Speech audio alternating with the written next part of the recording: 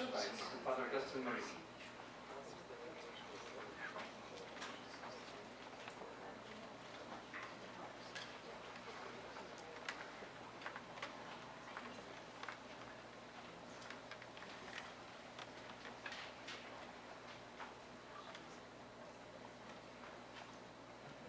You could probably guess from the name, I'm not Italian.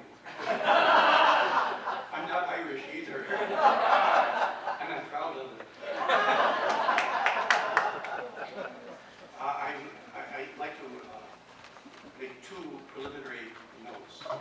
This, after all we've heard very positive, this report presents Italians in a rather negative way. I hope that because I'm German, and do this, you won't drive me out of town. Secondly, I'm going to have to hold the papers up close. I have macular degeneration, so to focus, I have to hold the papers up. So I hope you'll forgive me for that. So the title of the paper is Father Austin Morini and Italian Immigrants. On January 19th, 1887, Father Austin Morini, OSM, Servite, founder and Vicar General of the Servites in the United States, addressed a letter to Cardinal Giovanni Simeoni, Prefect of the Sacred Congregation of the Propagation of the Faith, Propaganda Fide, on the means of providing for the spiritual welfare of Italians in North America. This was in response to a request by the Cardinal made to the Servite Prior General in Rome. The importance of this letter of Father Morini has been noted by Stephen De Giovanni in his Archbishop Corrigan and the Italian Immigrants, and by Peter D'Agostino in his doctoral dissertation at the University of Chicago. And as an aside, I'd like to dedicate this paper to the memory of Peter for the outstanding work he has done for the Servites in his doctoral dissertation, and also for the several articles which he later published on the Italian Servites. And in truth, this presentation should by right be made for Peter. Father Morini's letter was later translated by Silvano Tomasi in his collection of documents by Bishop Scalabrini on Italian immigrants for the love of immigrants. No author, however, has examined this letter in detail, and it's this letter which is the subject of this presentation. First, the author. Father Agostino, or Austin, to use his anglicized name, was born in Florence, Italy, and after his ordination of the priesthood in 1850, at the age of 24, he was director of the formation of Servite students in Florence, and at the same time published a re-edition of the Renaissance translation of the letters of St. Jerome. And in this capacity, he was in contact with the leading literary men of Italy. He was also in correspondence with the Wallendists in Belgium. From 1864 to 1870, he was in the first group of Servites in London, and then in 1870, he was the superior of the first group of Servites in the United States at Menasha, Wisconsin. In 1874, he was invited to give a mission to the Italians in Chicago. This mission was a success, but the Italian community in Chicago was not able to form its own church until 1880-1881, the Church of the Assumption. At the invitation of Bishop Foley, however, Morini stayed in Chicago and established the Irish parish of Our Lady of Sorrows on the western boundaries of the city. By the time he gave his reflections on the Italian immigrants in America to Cardinal Simeoni, he had a wide experience both of other ethnic groups and cultures in general, as well as personal contacts with Italian communities in several American cities. He also attended the Third Plenary Council of Baltimore in 1884. It was drawing on these experiences that he formulated his response to Cardinal Simeoni on the Italian immigrants in the United States. Second, the context of this letter. To understand better the importance of this letter, it's useful to back up a bit to follow the progression of the interest of the propaganda with regard to the spiritual welfare of Italian immigrants in the United States. In 1883, after the American bishops proposed holding a Third Plenary Council, propaganda invited the American archbishops to come to Rome to to discuss a working document prepared by the propaganda. The session on December 1st took up the question of the religious aid for Italian immigrants.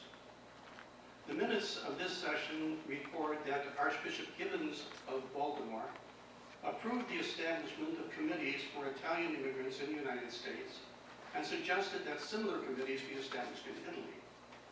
He also approved the plan for placing Italian priests in charge of their co-nationals living in the United States.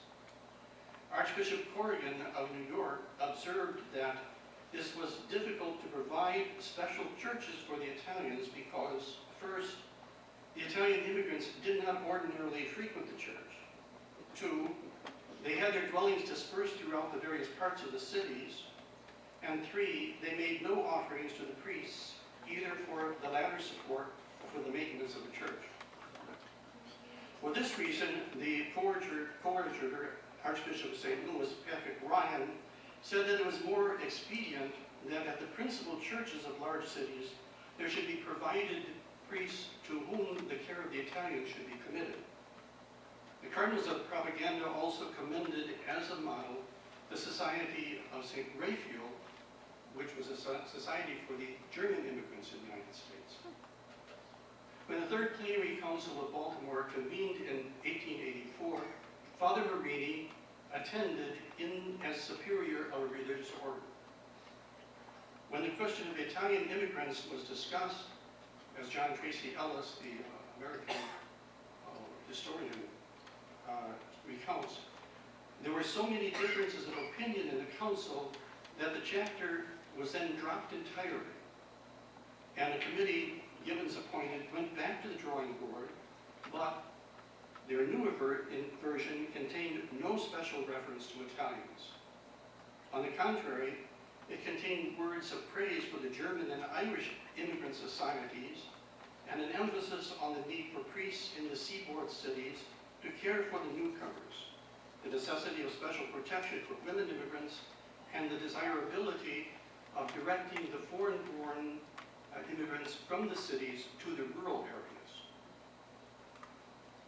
The council decided that Archbishop Gibbons, the apostolic delegate, should write to Rome concerning the condition of the Italian immigrants. Gibbons asked Bishop Thomas Becker of Wilmington to write the letter in his name. The letter, which was addressed to Cardinal Simeoni, spoke frankly of the Italians' neglect of Mass, sacraments, and the support of their parish priests once they arrived in the United States. The letter also urged the Italian bishops to provide for the religious instruction of immigrants before they left Italy. The Padrone system was described, and also the work of several apostate priests in New York.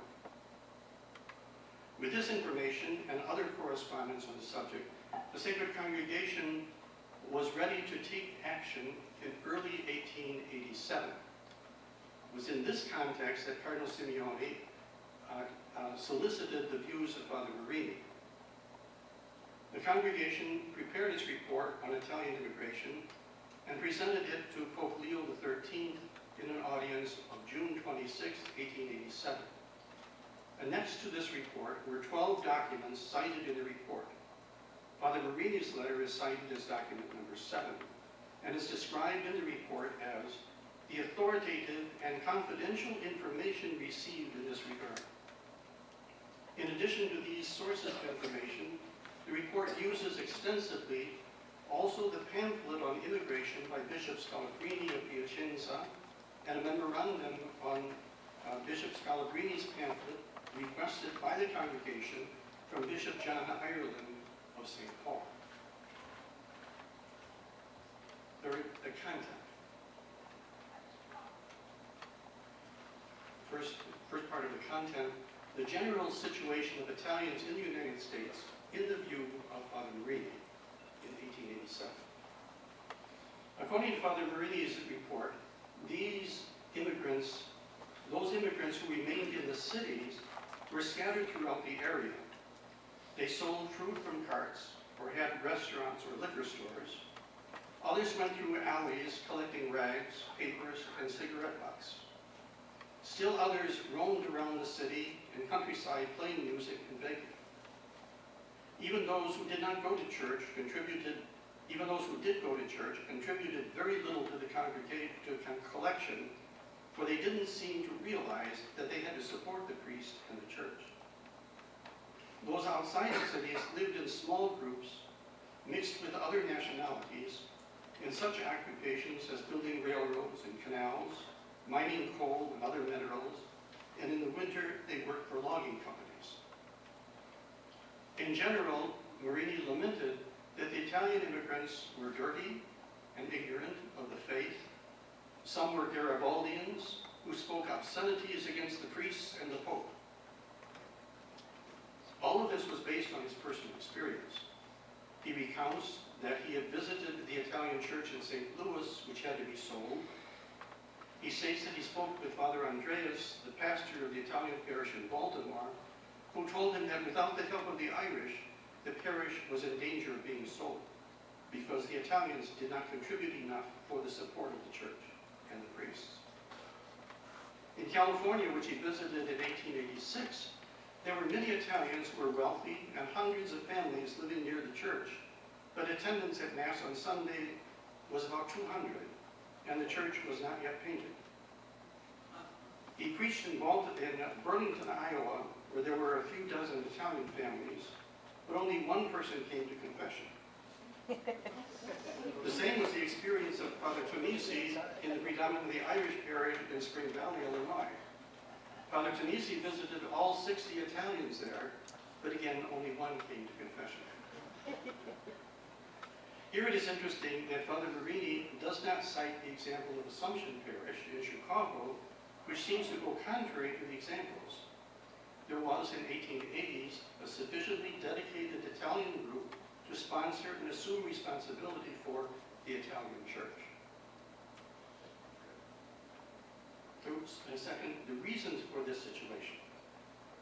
Father Morini then lists two reasons which, in his opinion, were responsible for this sad condition. First, because in the past in Italy, at least in some parts, education had been overlooked. The second reason given by Father Morini was the indolent nature of Italians and the lack of desire to give themselves to agricultural work or a trade. Because of this, the Italians were the only ethnic group which did not have colonies. Note also that Father Morini's experience in California does not seem to fit into this picture.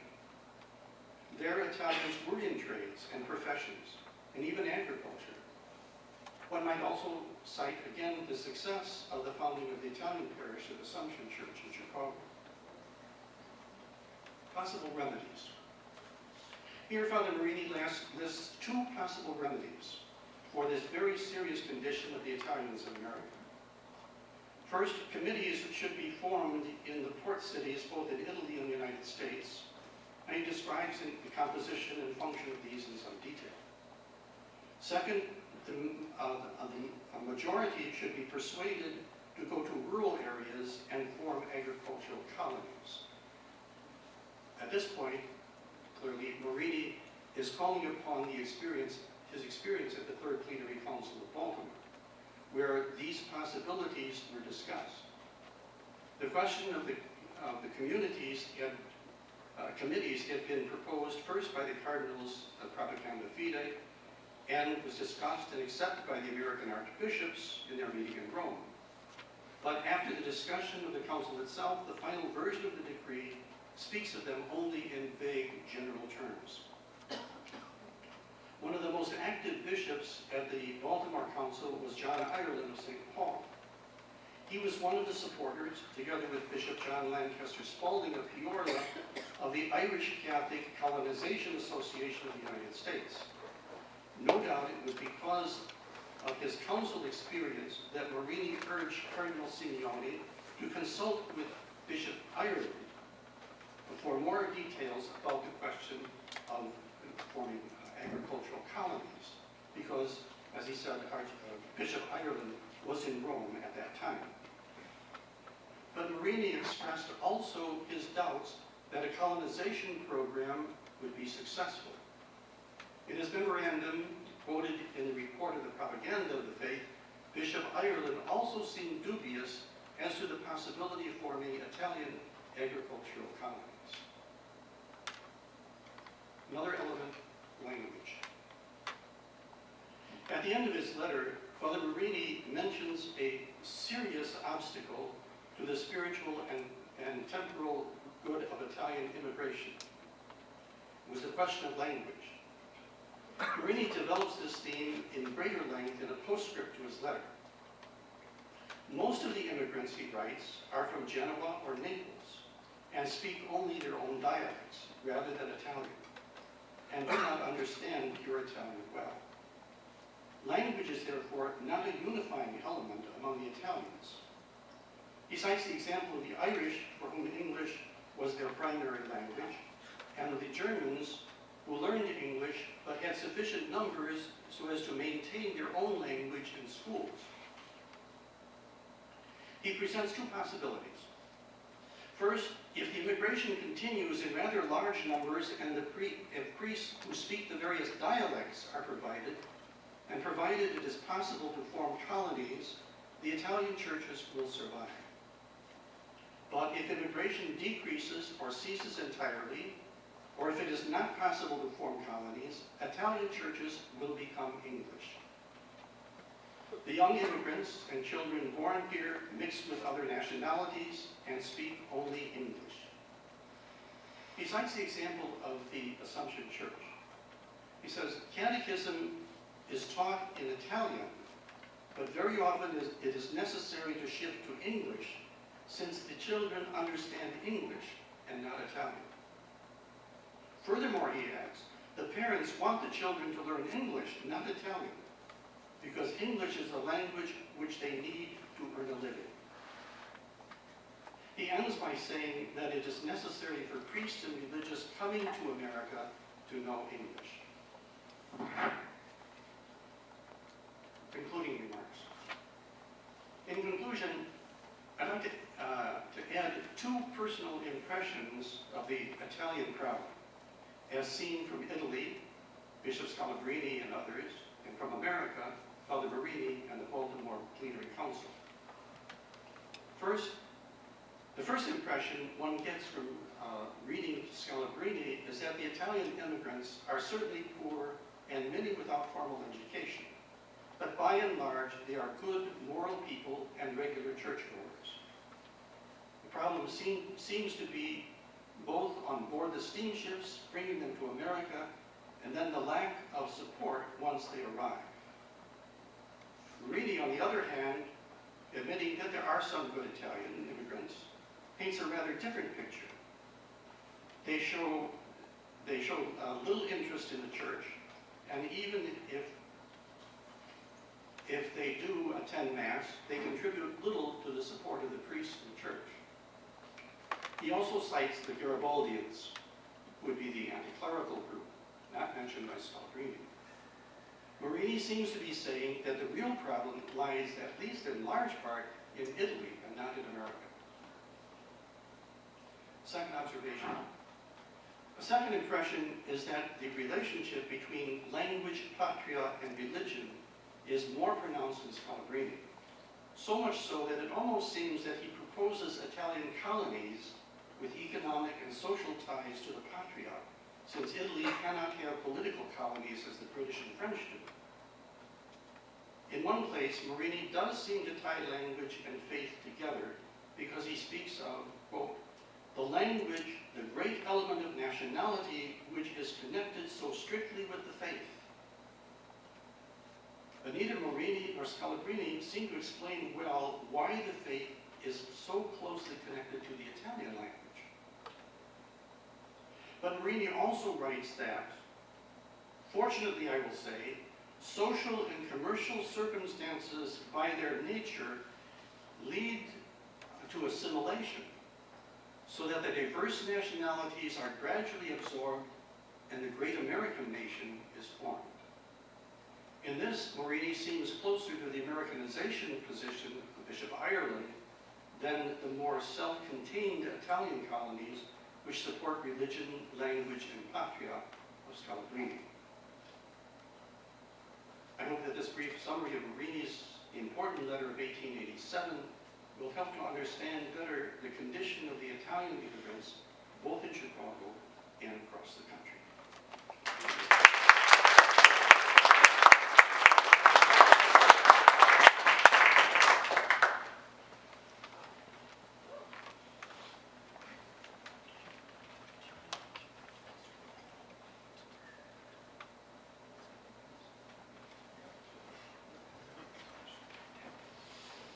So we're doing just a little meeting here. We have to hear about the Scalabrini, and I just noticed on Saturday I had 9 to 9:30, and I had nothing to say from 9 to 9:30 in the morning, and I thought since we're going to be hearing about Bishop Scalabrini in literature, actually, from one of our professors, Christina Lombardi, that maybe from 9 to 9:30, instead of my welcoming everybody back, we have I don't wake up till 10 o'clock. we have not to give that, because there might be questions about Mother Cabrini, and there might be questions about the Servites. So if there are any questions, we'll do some questions. We'll have a little bit of break, and then we'll invite the three priests on, and start in the morning with the Scalabrinis and then going through. Does that make sense? Okay. Is there any questions anybody might have for the? Okay. Can I ask Ellen and Father, would you come back up to the front, please?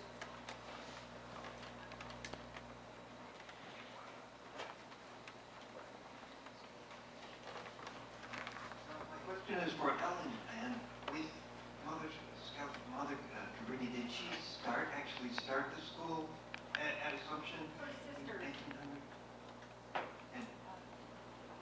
Her sister staffed the school, yes. So how involved she was, it's not clear. So many of her letters have not been translated into English, and the ones that have been deal more with spirituality. So I'm hoping over time that changes, because here was a woman, she certainly had a keen appreciation for real estate in all the cities that she went. And actually at Cabrini College, the business students know a lot about Mother Cabrini as a businesswoman, which is very refreshing. With all those travels and big issues, I can't imagine her teaching spelling at the chalkboard or anything. Oh, you're right. I think she was in and out, right?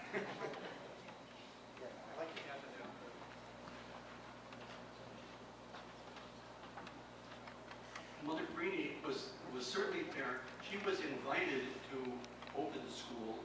She was there for the dedication of it. And she spent much time there, but she was never a regular teacher there. She would go there and talk to the children and visit the classroom, but she was never a regular classroom teacher there because of her other obligations. But she spent much time, when she was in Chicago, much time at the school, and the Servites were her professors there too. So she was very familiar with Assumption there, but she was never a regular school teacher. Very quickly, and based upon my full ignorance of what you were saying, for both of you, thank you so much. But is it possible that a report by Father Morini through the propaganda feed probably ended up on the desk of Leo XIII that was influential in that in the decision the year after, a few months later, to tell Mother Cabrini to go west to try to do something with those Italians?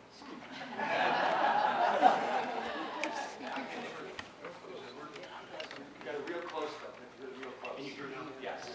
I had never thought of that connection, but the report was given in an audience to the Pope, to Leo XIII. So he was well aware of the situation in very dramatic colors as it was presented, both by the Baltimore Plenary Council and also by this letter of the congregation. So yeah, I never thought of that, but that could easily be true. Yeah, this is a fine point, but the Scalabrinians all say that it was Bishop Scalabrini who inspired Mother Cabrini to go to America. Could have both done it, but